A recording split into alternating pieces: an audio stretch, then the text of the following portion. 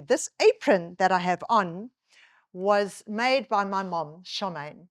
And growing up, I shared in a previous episode how when she came into the kitchen, the first thing she did was just pick up her apron, put it on, and she was ready to cook. And so, Mom, if you're watching this, I treasure this apron and I always think of you, even though you're 10,000 miles away. Now I'm getting all emotional. Anyway, back to the pickled onions. Right.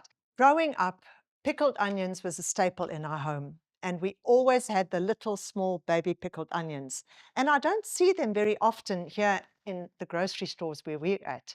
But so one of the things I created and put together was pickled onions using red onion. What I like to do with it, I like to, on a Sunday evening, I chop up a few onions, I put it into a big mason jar, and I add my little liquid, and there I have delicious pickled onions for the week. And as the week goes by, they get more softer and succulent, and eventually they turn a hot pink.